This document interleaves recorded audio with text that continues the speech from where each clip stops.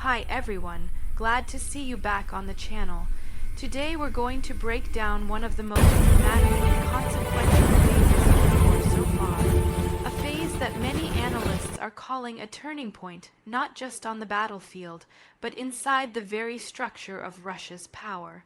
When people say Ukraine has ripped out Russia's black heart, they are not speaking in metaphors alone.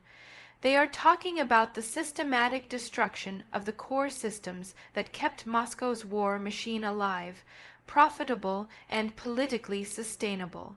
And now, with those systems bleeding out, the entire imperial structure built by Vladimir Putin is under severe strain.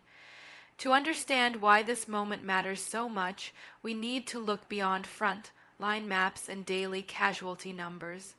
Wars are not won only by territory. They are won by breaking the enemy's ability to fight, to pay, to resupply, and to convince its own people that victory is still possible. Ukraine's recent strategy has focused precisely on these pressure points, and the results are becoming impossible to hide.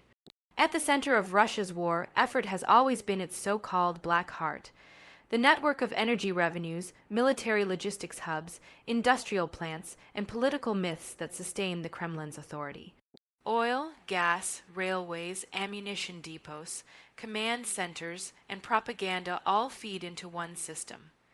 For years, Putin relied on this system to project power outward while keeping dissent at home tightly controlled. Ukraine's shift toward deep strikes and systemic disruption has targeted that heart directly. One of the most damaging blows has been against Russia's logistics backbone. For decades, the Russian military depended on vast rail networks to move troops, armor, fuel, and ammunition across enormous distances. This system worked well when the enemy lacked the ability to strike deep behind the front line. That assumption no longer holds. Ukrainian strikes on rail junctions, bridges, and depots have created bottlenecks that slow everything from artillery shells to food supplies. When a modern army loses logistics efficiency, the consequences cascade. Units at the front receive fewer shells, less fuel, and outdated equipment. Commanders are forced to ration resources, which limits offensive operations and weakens defensive positions. Morale suffers as soldiers realize they are being asked to fight with diminishing support. Ukraine understood this dynamic and exploited it with precision. Another critical target has been Russia's energy infrastructure. Oil and gas revenues are not just economic assets, they are political lifelines. They fund the war, stabilize the ruble, and allow the Kremlin to buy loyalty from regional elites and security services. Ukrainian drone and missile strikes against refineries, storage facilities, and export infrastructure have sent a powerful message. Even Russia's most protected assets are vulnerable. These attacks don't need to permanently destroy facilities to be effective. Temporary shutdowns, fires, and repairs create uncertainty in global markets and disrupt revenue flows. Insurance costs rise. Export schedules slip. Maintenance backlogs grow.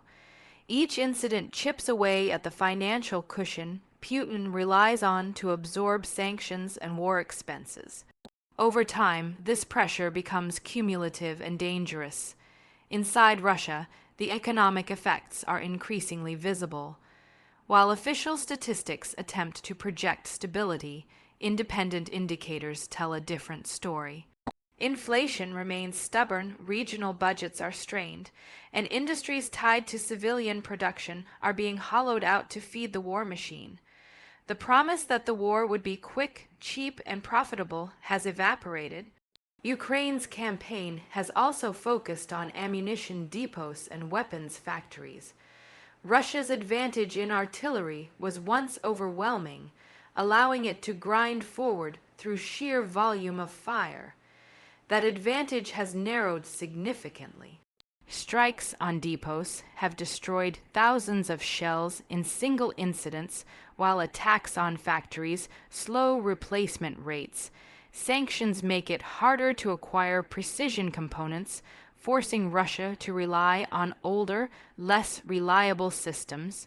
The result is a battlefield shift. Ukrainian forces can maneuver more freely when Russian artillery fire decreases. Defensive positions become more vulnerable without constant shelling.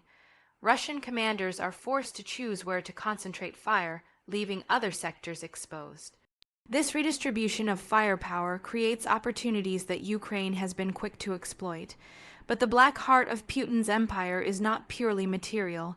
It is also psychological. The Kremlin's power rests on the image of control, inevitability, and strength. Ukraine's ability to strike deep into Russian-held territory, and even within Russia itself, shatters that image.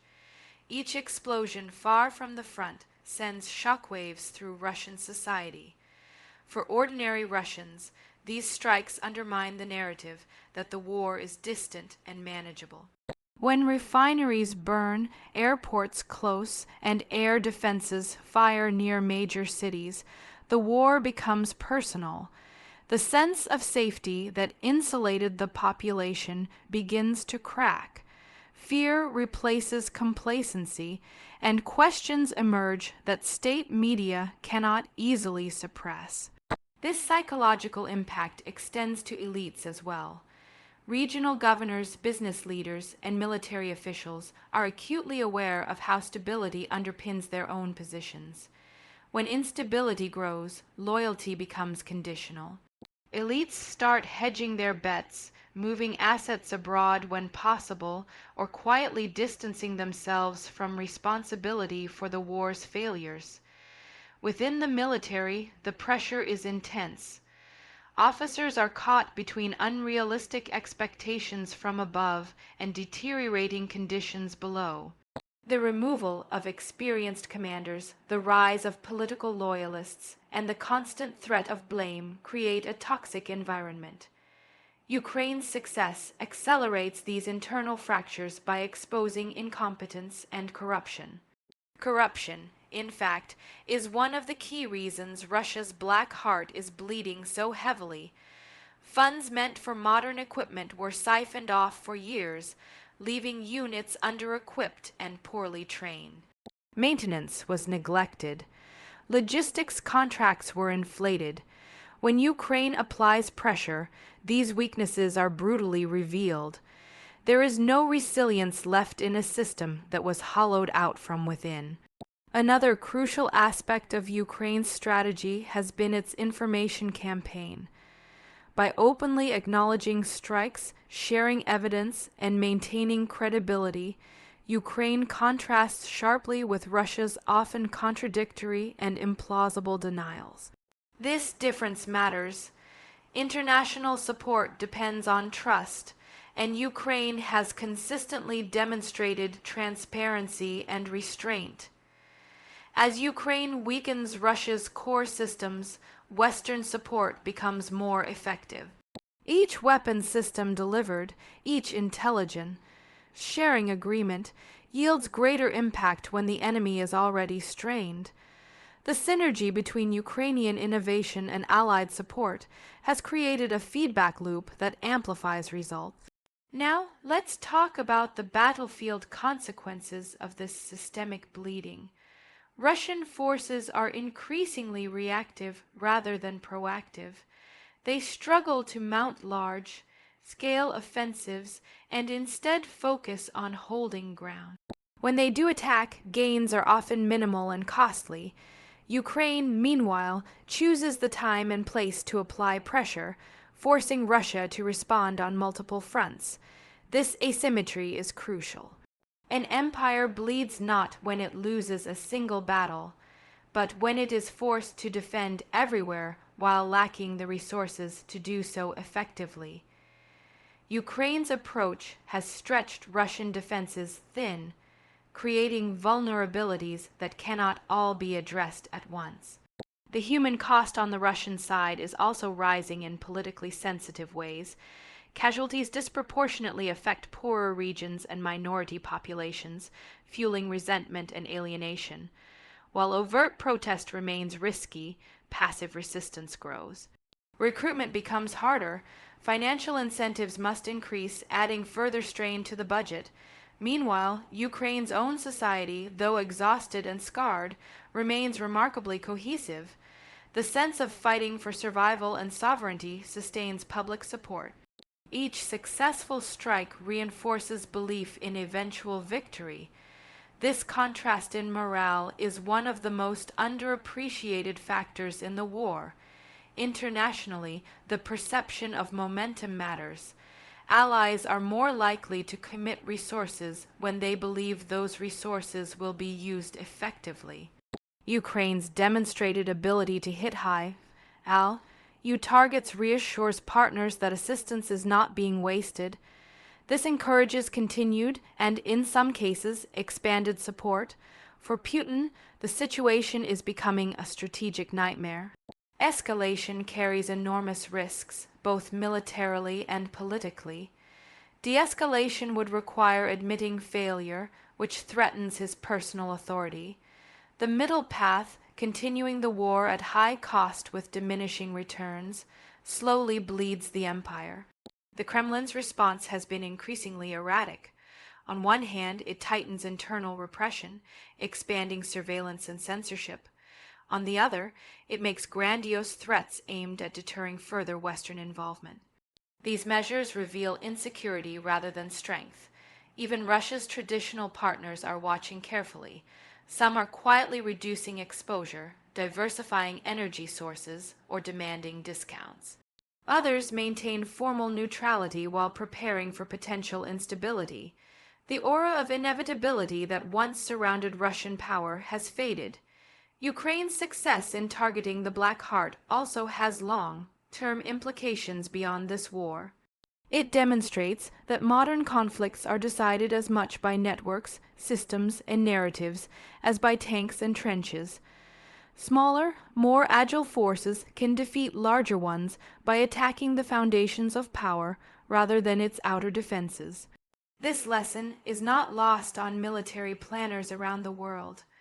The war has become a case study in how corruption, over-centralization, and propaganda can undermine even a nuclear-armed state when confronted by a determined and adaptive opponent.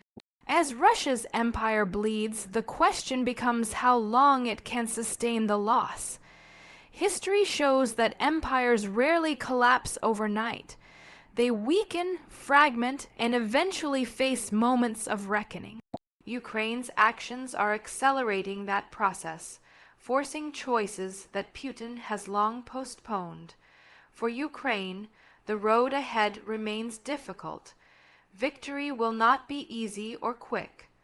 But by ripping out the systems that sustain the invasion, Ukraine has shifted the balance. The war is no longer about whether Russia can overpower Ukraine, but whether Russia can endure the consequences of its own aggression. In the coming months, we are likely to see intensified efforts by the Kremlin to stabilize the situation. This may include reshuffling commanders, announcing new weapons, or staging symbolic offensives. But symbolism cannot replace substance. Without restoring its black heart, Russia's empire will continue to hemorrhage. For viewers trying to understand where this conflict is heading, the key takeaway is this: Ukraine is not just surviving, it is strategically dismantling the foundations of Russian power. Each successful strike, each disrupted system, pushes the war further from Moscow's control. This is why so many analysts now say that the empire is bleeding out, not because of a single dramatic event, but because of a sustained campaign that targets the core of what makes the empire function. The process is slow, painful, and increasingly visible. As always, the situation remains fluid and nothing is guaranteed, but one thing is clear: the myth of Russian invulnerability is gone. In its place stands a state struggling to hold together under pressure from within and without. If you want to understand the real story of this war, look beyond daily headlines and focus on the systems being dismantled. That is where the true battle is being fought, and that is where the outcome will ultimately be decided. Thanks for staying with me through this deep dive. If you found this breakdown helpful, make sure to stay tuned for more analysis as this conflict continues to evolve. Thanks for watching. Don't forget to like the video, leave a comment, and subscribe to the channel.